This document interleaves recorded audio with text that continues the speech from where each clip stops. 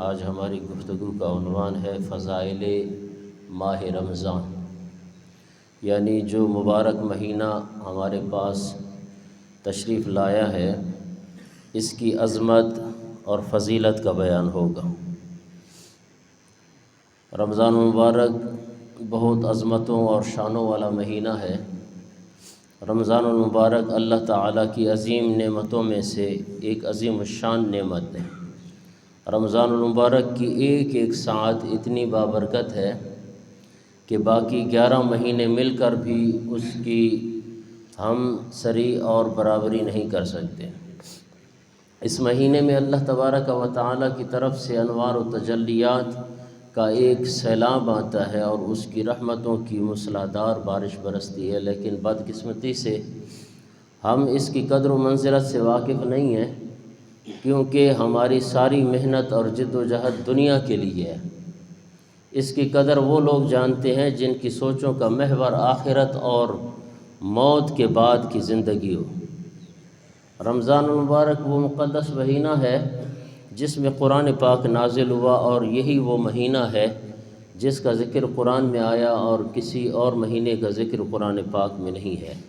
ارشاد باری تعالی شہر رمضان الذی انزل فیہ القرآن، رمضان کا وہ مہینہ ہے کہ جس میں قرآن اتارا گیا۔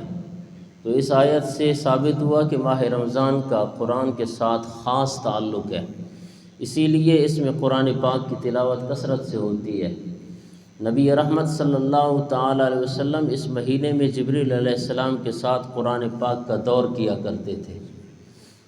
صحابہ کرام رضوان اللہ تعالی علیہ اجمعین اور دوسرے سلف صالحین کے عمل سے بھی قرآن پاک سے خصوصی شغف کا پتہ چلتا ہے، جس طرح کہ حضرت امام اعظم ابو حنیفہ رضی اللہ تعالیٰ عنہ کے ان کے متعلق آتا ہے کہ آپ رمضان المبارک میں 61 قرآن پاک تلاوت کیا کرتے۔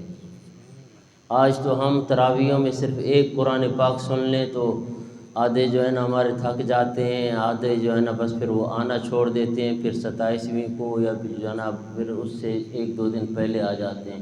اور الحمدللہ ہمارے بلوچستان میں ہمارے استاد صاحب ہیں قبلہ، اللہ ان کی زندگی دراز فرمائے، وہ آج بھی اب بھی ان کی عمر مبارک دیکھیں، وہاں پہ اپنے شاگردوں کے سامنے وہ 3 قرآن پاک جو ہے وہ ہر رمضان مبارک میں سنتے ہیں۔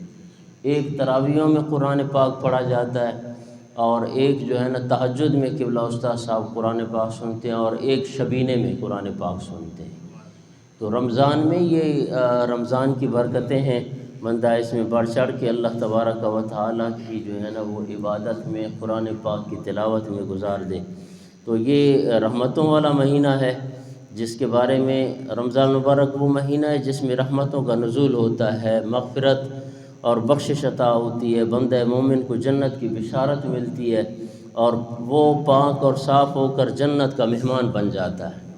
نبی کریم صلی اللہ تعالی وسلم نے ارشاد فرمایا ہوا شہر اولہ رحمت و اوسطہ مغفرت و آخرہ عتق من النار، رمضان وہ مہینہ ہے کہ جس کے پہلے 10 دن رحمت کے ہیں، اور درمیانی 10 دن جو ہے نا وہ مغفرت کے ہیں، اور آخری 10 دن جو ہے وہ دوزخ سے آزادی کے ہیں۔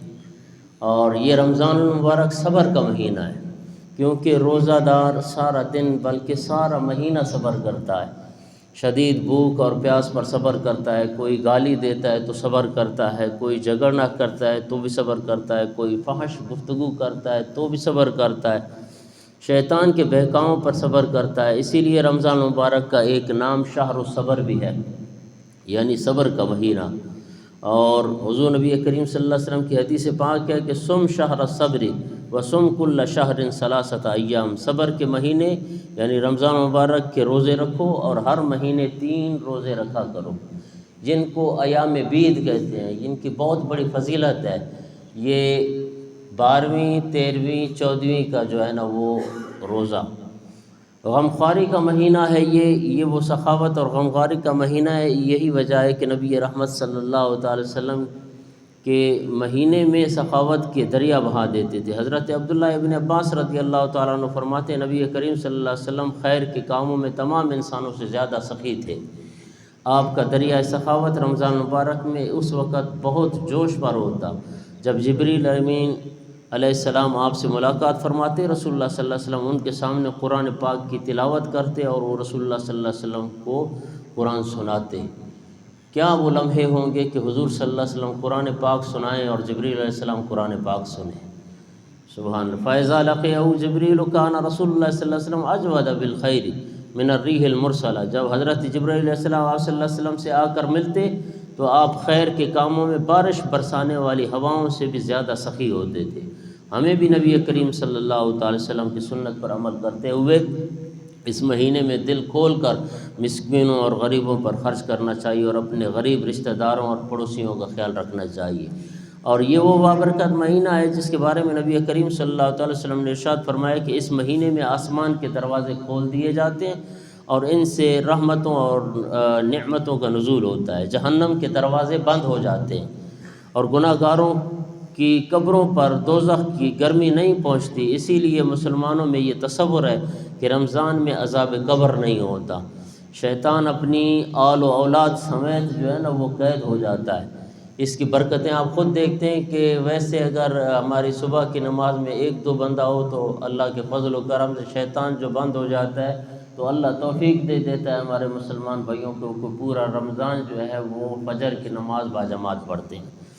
اللہ مزید توفیق عطا فرمائے۔ اور اس مہینے میں جو ہے نا وہ رمضان مبارک میں بندے کے اجر و ثواب میں تو اضافہ ہوتا ہی ہوتا ہے، لیکن کمال یہ ہے کہ اس مہینے میں بندے کے رزق میں بھی اضافہ کر دیا جاتا ہے۔ روزہ دار کو رمضان مبارک میں وہ نعمتیں ملتی ہیں جو دوسرے مہینوں میں نہیں ملتی۔ نبی کریم صلی اللہ تعالی وسلم نے ارشاد فرمایا هو شہر یزاد رزق المؤمن فیہ، رمضان المبارک وہ مہینہ ہے کہ اس میں بندہ مومن کا رزق بڑھا دیا جاتا ہے۔ یہ ایک ایسی حقیقت ہے جس کا مشاہدہ ہر شخص کر سکتا ہے، امیر غریب مفلس نادار ہر شخص کا دسترخوان رمضان مبارک میں وسیع ہو جاتا ہے۔ دعا ہے کہ اللہ تعالی ہمیں اس مہینے کے فیوز و برکات سمیٹنے کی توفیق عطا فرمائے، اور جو کچھ کہا سنا اللہ تبارک و تعالی اس کا ثواب ہمارے اپنے مرحومین مسلمان بہنوں بھائیوں کو ایصال کرے، اللہ تعالی ان کے درجات بلند فرمائے، آمین ثم آمین یا رب العالمین۔